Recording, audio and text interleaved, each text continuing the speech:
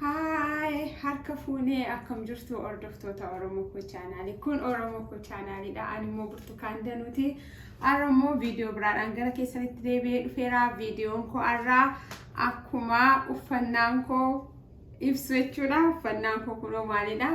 Uffata aadaa Oromoo keessaa isa tokko isa ta'ee kan aadaa Wallaggaa gara Wallaggaatti uffannaa akkasiitu uffatama. Harmootiin keenya akkasitti uffatu jechuudha. Kanaafi uffannaan koo akkuma ibsu nyaata aadaa Oromoo keessaa isa tokko kan ta'een isinii qabadhee gara keessanitti dhufee viidiyoo kana akkasiin jaallattan abdii guddaan qaba. Like, share, subscribe gochuu hin dagatinaa. Ilmaan Oromoo chaanaalii afaan Oromoo namni guddisuu danda'u yookaan immoo sabni guddisuu danda'u tokkoof tokko ilmaan Oromoo duwwaa ta'ee jirutti adaraa keessa like share gochaa chaanaalii afaan Oromoo kan obboloota koo biraas yoo ta'e kan koos yoo ta'e karaa hundumaayyuu nu jajjabeessuun nu cina dhaabbachuun ilmaan Oromoo irraa eegama. Kanaafiyyuu hunduu amma danda'u ga'ee isaa namoota firoota hiriyootatti daddabarsaa chaanaalii keenya nu jajjabeessaan jedha. Egaa har'a maal qabattee nu dhiyaatte yoonaan jettanii har'a aadaa Oromoo keessaa isa tokko isa ta'ee nyaata aadaa Oromoo cuukkoon isinii qabadhee dhufee cuukkoon akkamitti hojjetama, cuukkoon yeroo akkamii nyaatama, cuukkoon maal faarratti dhiyaataa jettanii na gaafachuu dandeessu. Ammuman beekurraa cuukkoonii haati Oromoo tokko gara biyyaan anitti dhaladhee guddadhetti cuukkoo mana keessaa hin dhabdu hojjettee cuukkoof qoriin wal faana deemu. Qorii yeroo biraa viidiyoo biraadhaan qabadheen isinii dhiyaadha. Akaa isaa waan hin arganneefidha. Isa yeroo biraan qabadhee isinii dhiyaadha. Har'a garuu cuukkoodha kan inni qabadhee gara keessanitti dhufe. Cuukkoon yeroo baay'ee haati Oromoo tokko hojjetattee mana ishee keessa keewwattee keessummaan yoo itti dhufee dhugaamatti mana haadha Oromoo tokko eenyuyyuu yoo deeme kara deemaan kamiyyuu yoo itti goree buna danfistee cuukkoo kana qursii afaan duwwaa namni manaa hin ba'u. Kanaafi yoo nyaata eeggachuudhaa baatillee bunni danfee cuukkoon qursii bunaa ta'ee dhiyaatee nyaatama jechaadha. Tokko yeroo akkasiitti fayyadamna. Tokko immoo haati Oromoo ijoollee ishee yoo eebbisiifattee yoo heerumsiifattee sagantaa garaagaraallee yennaa qabaattee cuukkoon qophaa'ee namootaaf dursee gara nyaataatti otoo hin darbin dhiyaatee kan nyaachaa dhugaa amma sagantaan laaqanaa ga'utti afaan duwwaa hin taa'amu jechaadha. Cuukkoo qorii buna qalaa hundinuu dhiyaateetu nyaatamaa dhugamaa gara laaqanaatti darbama jechuudha. Kanaafi cuukkoon dhugaamatti ga'ee guddaa qaba jechuudha. Ijoolleen illee haati Oromoo tokko ilmoo ishee yennaa heerumsiifattee yookaan intala ishee illee yennaa heerumsiifattee intala ishee mana keessaa yeroo baaftu gara mana abbaa manaa ishee yennaa dhaqxu cuukkoo buna qalaa fi qorii qabattee deemti. Maaliif sun ta'a yoo yennaa jettanii yeroo gara mana isheetii deemtu namni yoo itti dhufee mana isheetiif haaraa hin taatu. Kana dhiyeessaa keessummaa ishee afaan duwwaa akka hin gaggeessineefi kana hundumaa qabattee mana ishee dhaqxeetu haati qopheessitee qodaan itti dhiyaatus jira. Dhugaamatti har'a dhiifama guddaa qodaa isaa isiniin dhiyeessine. Yoon danda'e garuu suuraa isaa kana jalan isinii kaa'a ilaaluu dandeessu. Suuraa masaa jechuudha. Yeroo biraa garuu guuttadheen dhiyaadhaa dhiifama guddaa. qodaa sanatti baatattee gara mana isheetii deemtee hiriyoonni ishee yennaa dubbisuu dhaqanii yennaa ishee bira taphachuu dhaqanii mana barsiisuu qe'ee barsiisuu yennaa dhaqamu isheen immoo buna danfistee waan qabu waan dhugamu hundumaa dhiyeessitee buna qalaasees cuukkoosees qoriisees dhiyeessaa keessummoota ishee gaggeeffatti jechaadha. Kanaafi dhugaamatti cuukkoonii yeroo garaagaraa dhiyaata jechuudha. Mana keessattis abbaa manaa haadha manaa ijoollee taa'anii yeroo teessanii buna danfifattanii taphattanii mummurtanii nyaachuufis baay'ee kan mi'aawudha. Kanaafi cuukkoo yeroo hojjennu maal fa'aa nu barbaachisa jedhu immoo as bira kaawwadheera isa isiniin agarsiisa. Egaa gara viidiyoo isaatiitti dhufeera. Yeroon gara viidiyoo isaatiitti dhufu ani egaa harkuma kootiin hojjedha waanta ta'eef harka koo miiccadhee tottolchadheen dhufee gilaafsiin kaaddu an harkumaan hojjechuun naa mijataa. Yeroo baay'ee harka harmootiin keenyas durii harka isaanii miiccatanii akka gaariitti hojjetu waanta ta'eef homaa rakkoo tokko hin qabu. Egaa cuukkoo hojjechuu fi maaltu na barbaachisa yoo jettanii qodaa duwwaan akkasii sin barbaachisa kan itti hojjetattan jechuudha. Ittaansee jalqaba irratti maaltu sin barbaachisa? Kun daakuu garbuudha. Daakuu garbuu kan yeroon isiniin jedhu kuni akaamee kan qophaa'ame jechuudha. Bassoof kan ta'u yeroo baay'ee kan rukutamee dhugamu akka kanas cuukkoodhaan kan hojjetamudha jechuudha. Kan qophaa'ee biyyaanaa dhufeedhaan akka tasaa isadha kan hin hojjedhee sin agarsiisu. As biraa immoo akkuma ilaaltanii dhadhaadha. Dhadhaa haala kanaanii qopheeffadheera. Dhadhaan keessanii gatii asitti ittiin bukeessitanii fi akka kanatti ho'istanii qopheeffachuu qabdu. Dhadhaa bukaa ta'uu hin qabu. Cuukkoo yeroo hojjettanii akkuma yeroo kitfoo hojjettanii dhadhaa bukaa ta'uu hin qabu. Dhadhaa bukaadha ala kan ta'e dhadhaa bareechitanii akka kanatti laafaa kan ta'e jechuudha kan qophaa'e. Ittaanee maaltu na barbaachisaa? Soogiddi na barbaachisaa. Soogidda as biraa qaba. As bukkeetti immoo kororimaadha. Kororimaa as bukkee qaba. Kororimaa yookaan immoo ogiyoodha jechuudha. An qodaa biraatti naqee qopheeffadhee ogiyoodhanni kuni isaan kanadha. Kanatti immoo eeganii asitti qopheeffadhee booda qodaan itti godhadhee kaawwadhuudha jechaadha kuni. Isaan kanaanin cuukkoo hojjedhee sin agarsiisa. An akka tasaa ta'ee manaa hojjetamaa isaa baay'een qaba waanta ta'eef xiqqeesseen hojjedhee isin agarsiisa jechaadha. Amma maalirraan jalqabaa? Daakuu koorraan jalqaba jechaadha. As biraa akkuma ilaaltanii yeroo baay'ee wanti isinitti himu yoo yennaa kororimaa kana baay'ee yeroo garbuun akaamee qophaa'ame baay'ee qabatee baay'ee xinneessitanii itti godhachuu qabdu. Gatii sin jalaa hadheessuuf jechuudha. Ashaboos soogiddas yoo qabatee akkuma sanaa xinneessaatii itti godhadhaa. Dhandhama isaa ilaalaa malee isin jalaa baay'atee booda nyaachuun akka isin hin dhibne duwwaa isaa nyaatama waanta ta'eef amma garbuu daakamaa koo jechaadha. Amma inni kun biyyaa gaafa naa qophaa'ee dhufee ogiyoo baay'ee qaba jechaadha. Ogiyoo qaba garuu isinitti agarsiisuuf xiqqoo seeyitaan godhadha.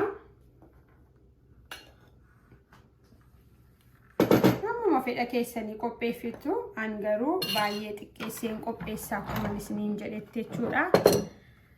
As biraa itti fufee maalan godha jechuudha. Xiqqoosee ogiyoo koo daakamaasaa jechuudha. Akkuma isinitti mul'atu hin baay'isu. Tu baay'ee hin baay'isin godheen itti naqadha. Ittaansuudhaanii soogidda koo soogiddas ammuma fedha keessanii dhandhama isaa immoo ilaalaa itti dabaluu dandeessu. Eega akkas gootanii waliin makattanii booda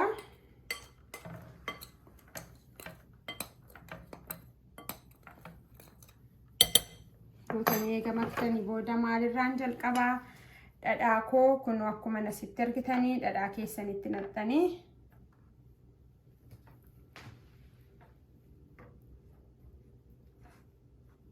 dhadhaa duwwaadhaan qophaa'a. Waan biraatti hin naqamu hin godhamu jechuudha. Dhadhaa baay'ee barbaada.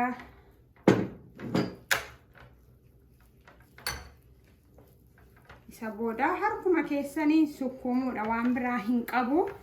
akkuma isinitti hime kororimaama keessanii yookaan immoo ogiyoo keessanii soogidda keessanii ashaboo kanumadha kan barbaachisu jechuudha waan biraan barbaachisu.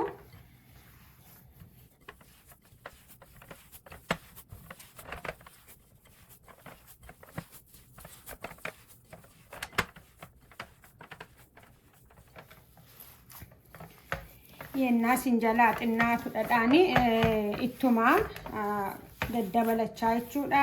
Amma dhadhaatti dabaladheera'anii ittuma dabalachaa amma akka gaariitti akkasitti isinii laafutti jechaadha. Kun argitanii ammallee akka kanatti laafutti dhadhaa umaaniidha kan bukaa'u jechuudha. Amma kun bishaan takkayyuu hin qabu dhadhaadhaan bukaa jechaadha. Akka kanatti eega godhattanii booda qodaa itti naqattanitti anamma qodaa kanattan naqadhaa. Isatti eega naqattanii bareechattanii booda achi keessaa baasaa nyaachuudha jechuudha kan nu hafu amma. Kun akkuma argitanii akka kanas gochaa inuma nyaatamaa akkas gochaasi.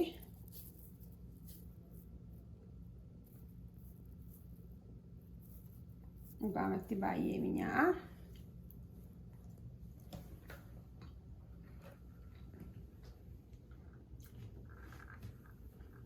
Baay'ee namatti tola. Amma qodaatti immoo naqeen isinitti agarsiisa.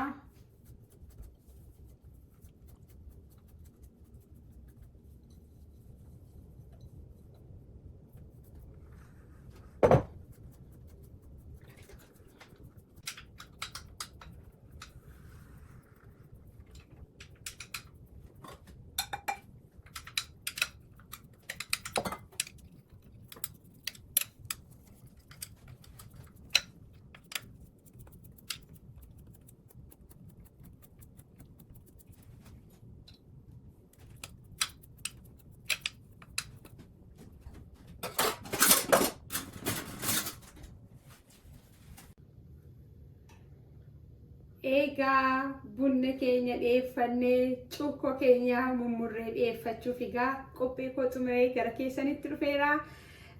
Akkuma ilaaltanii anarra wayyaa kana uffadhe baay'ee akkanatti tolee jiru isinitti himuu hin danda'u. Yeroo hundumaatu wayyaa aadaa uffatanii oolu ta'e akkam namatti tola. Argitanii? Inni kun immoo silatu isinitti hin himin nafee namooti hin beekne tokko jiraachuu dandeessu. Warqee keenyadha kuni warqee Oromoo jechaadha. Lafti inni itti argamu Oromiyaa keessaa naannaa gara Wallaggaatti argama. Maraa jedhama jechuudha. Yeroo ilaaltanii akkuma isinitti mul'atu inni kuni kan harkaadha. Isheen kun immoo kan mormaati. Kan gurraa immoo qaba ture. Ani hin qabu garuu kan mormaa kan gurraas qaba kan harkaas qaba jechuudha. Warqee kan hin bishaanne dheedhii kan ta'edha jechuudha. Yeroo baay'ee naannaa Wallaggaatti argama jechuudha. Kanaafi bitadhaatii akka koo akkasitti ittiin bareedaan isiniin jedha. Egaa cuukkoo koo mummuree gara qursii bunaa kootti dhiyeeffachuu darbina jechuudha. Yeroo baay'ee cuukkoo keessanii akkuma kana dura isinitti himee qadaaddanii akkana gootanii firiijii keessa keessanii yeroo dheeraadhaaf itti gargaaramuu dandeessu jechuudha. Anamma akkasittiin firiijii keessa kaa'adhee waan tokkoyyuu hin ta'u bakka kun waan tokkoyyuu hin ta'u akkasitti keessanii firiijii keessa yeroo dheeraa dursitanii ji'a 5, ji'a 3, ji'a 4 tursitanii nyaachuu dandeessu jechuudha. Yeroo baay'ee ji'a 2 faanaa ture jechuudha. Akka kanatti qopheeffadhee baay'ee kan hin qopheeffadhee qabutu jira. Kanaaf baay'ee xinneesse. Akka kanatti yoo barbaaddan immoo laastikii inni zibilaakiin jiramti inni laastikii kan amma biyyatti jiraannu kan ittiin waa firiijii keessa kaawwannu isattis xafaxaftanii keessanii gargaaramuu dandeessu. Ani yeroo baay'ee garuu kun laastikii hin ta'in duwwaa. Kun amma xaarmuziidha malee laastikii miti kuni mastaawotiidha jechuudha. Waan akkasii keessa kaawwattanii yennaa keessan isinii turuu danda'a. Yeroo firiijii gashitanii firiijii keessaa baastanii nyaataniyyuu baay'ee namatti tola qabbanaasaa jechuudha. Amma garuu reefu hojjetame waanta ta'eef bareedeellee yennaa naa ba'uu baate fakkeeffachuu hin dandeenya. Yoggaa xiqqoo turu haala kanaan mummurtanii.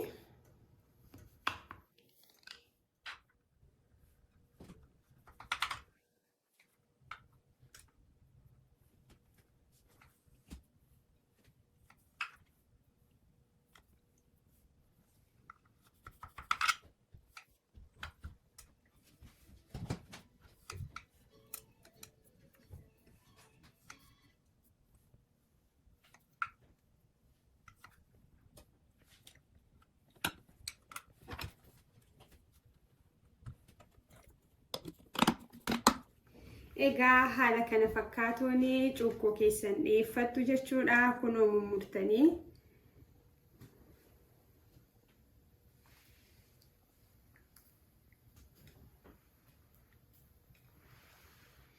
akka biyyaatti haala garaagaraatiin qophaa'uu danda'a jechuudha.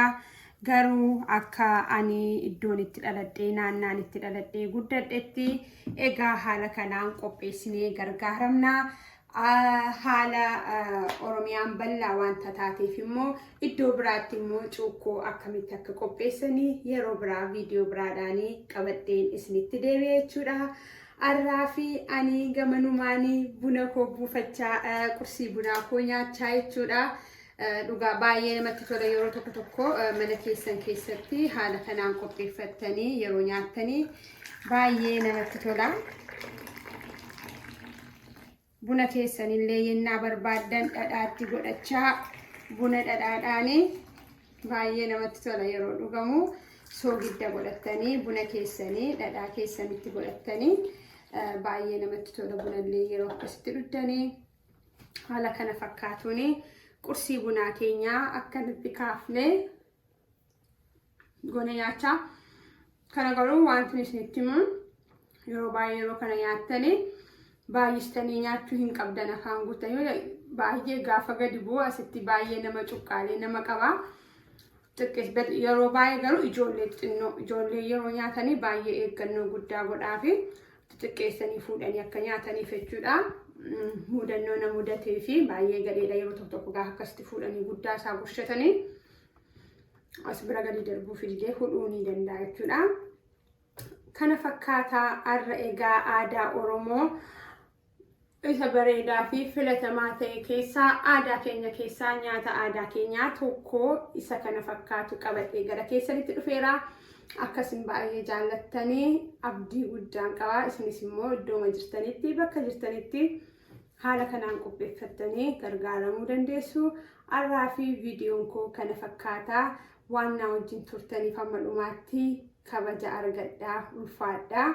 Egaa like, share, subscribe gochuun immoo hin dagatinaa. Yeroo ilaaltanii fixxan ilmaan Oromoo dhugaa'umatti chaanaalii koo duwwaa miti chaanaalii afaan Oromoo hundumaa akka inni guddatuu fi laayikiitu hin tuqin hin ba'inaa. Amma dandeessanitti ilaaltanii fixxanii jaallachuu keessan nuuf ibsa. Egaa ani gamanumaan buna koo fudhadhee buna koo dhugaa xumureera jechuudha. Torbee gaariif eebbifamaa naa qabaadha. Afaan kootti guuttadhee nyaachaa jira.